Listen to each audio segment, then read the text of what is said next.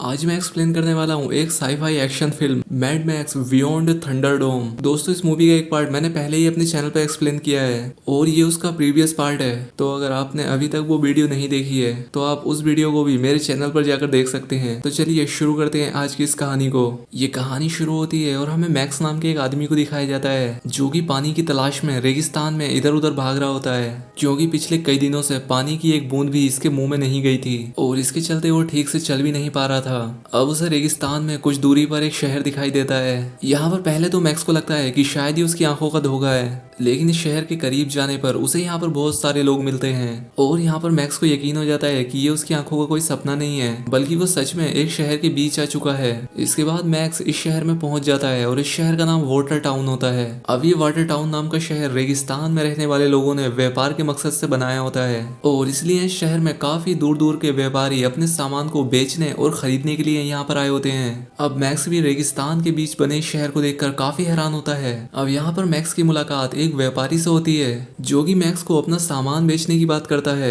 लेकिन यहाँ पर मैक्स उससे कहता है कि भाई ये सामान खरीदने के लिए मेरे पास पैसे नहीं है। अब दरअसल कुछ समय पहले मैक्स के बीवी और बच्चे भी हुआ करते थे, लेकिन उन्हें रेगिस्तान के कुछ लुटेरों ने पकड़ लिया था और इसके बाद बड़ी ही बेरहमी के साथ उनकी हत्या कर दी गई थी। और उस घटना के बाद से मैक्स काफी परेशान रहने लगा था और उसके बाद से ही वो अकेले ही इस बंजर रेगिस्तान में भटक रहा होता है। अब यहाँ पर मैक्स उस व्यापारी से शहर के राजा के बारे में पता करता है ताकि मैक्स उससे मिल सके। यहाँ पर वो व्यापारी इसे किसी कलेक्टर के बारे में बताता है। वो इससे कहता है कि अगर तुम्हें राजा से मिलना है तो तुम्हें पहले कलेक्टर से मिलना होगा। अब इसके बाद वो व्यापारी उसे उस कलेक्टर का रास्ता बता देता है और मैक्स उसी तरफ बढ़ने लगता है। अब इसके अगले सीन में हमें दिखाया जाता है कि मैक्स कलेक्टर के ऑफिस के पास पहुंच जाता है। अब इसके बाद मैक्स की मुलाकात कलेक्टर से होती है। अब यहाँ पर मैक्स कलेक्टर से एक गाड़ी के बारे में पता करता है जिसके ऊपर एक बहुत ही बड़ी सी मशीन लगी हुई है और उसे बहुत सारे ऊंट खींचते हैं। अब यहाँ पर कलेक्टर मैक्स से कहता है कि मुझे ऐसी किसी गाड़ी के बारे में कोई जानकारी नहीं है। खैर अब इसके बाद मैक्स इस शहर के राजा से मिलने के लिए कलेक्टर से उसकी इजाजत लेता है, लेकिन यहाँ पर कलेक्टर मैक्स को राजा से मिलने के लिए साफ इनकार कर देता है और वो इसे यहाँ से जाने के लिए कहता है। लेकिन यहाँ पर मैक्स कलेक्टर से रिक्वेस्ट करने लगता है कि तुम प्लीज मुझे राजा से मिलवा दो और अब इसलिए कलेक्टर भी उसकी बात मान जाता है। खैर मैक्स को राजा के पास ले जाया जाता है और मैक्स यहाँ पर पहुंचकर देखता है कि यहाँ का राजा कोई आदमी नहीं है बल्कि एक औरत है जिसका नाम एंटिटी होता है और मैक्स इसे देखकर काफी हैरान होता है। अब यहाँ पर मैक्स एंटिटी से मिलकर उसे अपने बारे में बताता है। अब यहाँ पर एंटिटी मैक्स से उसके पास्ट के बारे में पता करती है। यहाँ पर मैक्स उसे बताता है कि पहले मैं एक पुलिस वाला हुआ करता था, लेकिन एक बार कुछ रेगिस्तानी लुटेरों ने मुझे और मेरे परिवार को पकड़ लिया था और उन लोगों ने मुझे छोड़कर मेरे पूरे परिवार को मार दिया क्योंकि मैंने खुद को किसी तरह से उन लुटेरों से बचा लिया था और तब से मैं इस वीरान बंजर रेगिस्तान में ऐसे ही घूम रहा हूँ। जब एंटिटी मैक्स की सारी बातें सुनती है तब उसे मैक्स पर थोड़ा विश्वास हो जाता है। अब यहाँ पर एंटिटी मैक्स को अपनी प्रॉब्लम्स के बारे में बताती है। वो यहाँ पर मैक्स को बताती है कि मैंने कई साल अपनी पूरी जी जान लगाकर मेहनत की और इस शहर को बनाया, लेकिन ऐसे दो लोग हैं जो इस शहर के बाहर बने बिजली के कारखाने में काम करते हैं। वो मुझे मारना चाहते हैं क्योंकि वो जिस बिजली के कारखाने में काम करते हैं उसी कारखाने से इस पूरे शहर को बिजली मिलती है और अगर एक दिन भी उसे और उसके शहर को बिजली ना मिले तो इसका बहुत ही भारी नुकसान इनके शहर को उठाना पड़ सकता है और इसीलिए वो दोनों खुद को इस शहर का राजा बनाना चाहते हैं। और अब इसीलिए एंटिटी मैक्स से उन दोनों भाइयों को मारने के लिए कहती है और इसके बदले में मैं हर तरह से तुम्हारी हेल्प करने के लिए तैयार हूँ। अब मैक्स काफी देर तक इस बारे में सोचने के बाद एंटिटी के इस काम के लिए उसे हाँ कर देता है। अब इसके बाद एंटिटी उसे उन दोनों भाइयों की तस्वीर दिखाती है जिसमें छोटे का नाम मास्टर होता है और दूसरे का नाम ब्लास्टर और मास्टर हमेशा ब्लास्टर के कंधों पर बैठा रहता।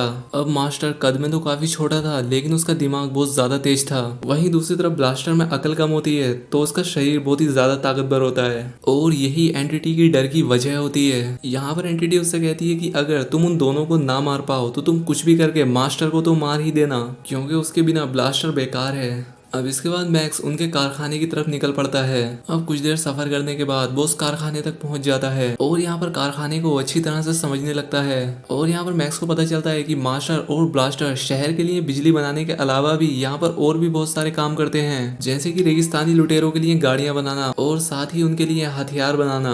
अब यहाँ पर मैक्स को उन दोनों भाइयों की ये सारी हरकतें देखकर उन पर और भी गुस्सा आता है क्योंकि वो मान रहा था कि कहीं ना कहीं इनके ही दिए गए हथियारों की वजह से मेरा परिवार खत्म हो गया है क्योंकि रेगिस्तानी लुटेरे वो हथियार इन्हीं से ही खरीदते हैं। अब इसके बाद यहाँ पर मास्टर पहुंचता है और उसकी नजर मैक्स पर पड़ती है। इसके बाद वो मैक्स के पास आता है और वो यहाँ पर मैक्स के बारे में पता करता है। यहाँ पर मैक्स उससे कहता है कि मैं यहाँ पर नया हूँ और मैं यहाँ पर काम करने के लिए आया हूँ। अब यहाँ पर मास्टर मैक्स को भी अपने बारे में बताता है और यहाँ पर मैक्स समझ जाता है कि मास्टर को अपने तेज दिमाग पर काफी घमंड आ गया है। वो यहाँ पर मैक्स से ये भी कहता है कि मैं इस वाटर टाउन का देवता हूँ और ये पूरा शहर मेरी ही वजह से चल रहा है, और अगर यहाँ पर मैं ना होता तो ये शहर कब का बर्बाद हो चुका होता। अब इसके बाद मास्टर मैक्स को एक कमरे के अंदर लेकर आता है।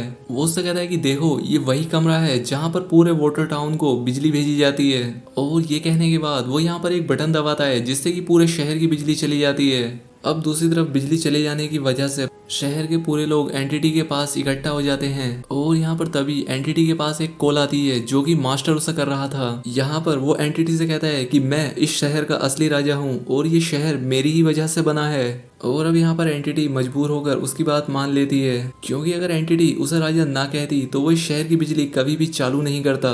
दूसरी तरफ कारखाने में हमें मैक्स को दिखाया जाता है जो कि वो दोनों भाइयों मास्टर और ब्लास्टर को मारने का मौका ढूंढ रहा होता है। और यहाँ पर तभी मास्टर मैक्स के पास आ जाता है और वो उससे कहता है कि तुम मुझे अपनी असली पहचान बताओ। और अब यहाँ पर मैक्स भी समझ जाता है कि वो अब यहाँ पर फंस चुका है, इसलिए वो यहाँ से भागने की कोशिश करता है। और यहाँ से भागते हुए उसका हाथ एक बटन पर जाकर लगता है जिससे कि पूरे कारखाने का अलार्म बजने लगता है। इस अलार्म की वजह से इन दोनों भाइयों के सर में काफी तेज दर्द होने लगता है, और उन दोनों भाइयों को ऐसा करते देख मैक्स उनकी कमजोरी समझ जाता है। लेकिन अलार्म बंद होने के बाद ब्लास्टर मैक्स को पकड़ लेता है और उसे पीटने लगता है।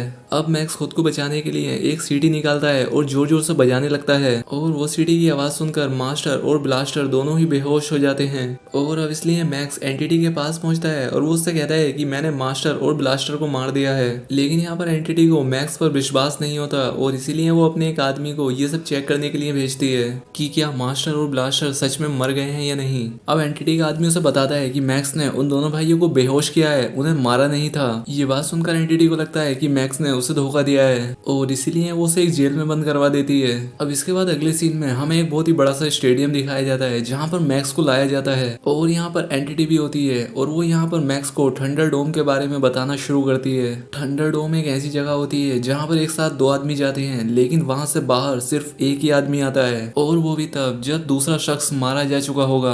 अब एंटिटी मैक्स से लड़ाई के लिए तैयार होने के लिए कहती है, लेकिन मैक्स को अभी तक ये बात कभी पता नहीं था कि आखिर उसकी लड़ाई होगी किससे।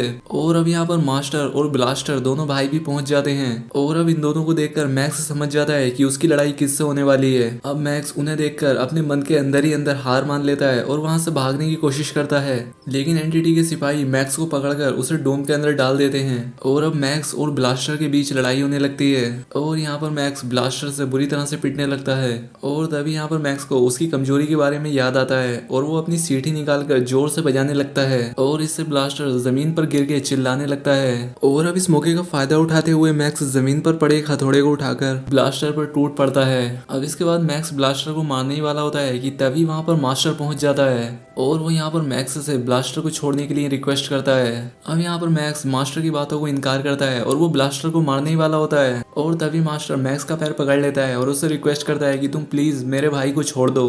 अब ये देखकर मैक्स मास्टर पर रहम करता है, और इसलिए वो ब्लास्टर को जिंदा छोड़ देता है। अब इसके बाद मास्टर मैक्स से कहता है कि आज से तुम मेरे राजा हो और मैं तुम्हें अपना मालिक मानूंगा। अब ये बात सुनकर मैक्स ब्लास्टर से कहता है कि तुम एंटिटी के साथ मिलकर इस शहर को ठीक से चलाओ, और मास्टर मैक्स की इस बात को बड़ी ही खुशी के साथ मान लेता है, और अब एंटिटी और मास्टर की दोस्ती हो जाती है। अब मूवी के आखिरी सीन में हमें मैक्स को दिखाया जाता है जो कि अब अपने एक नए सफर पर निकल चुका था, क्योंकि मैक्स को अपनी गाड़ी ढूंढनी थी और अपना आगे का सफर उसी के साथ तय करना था।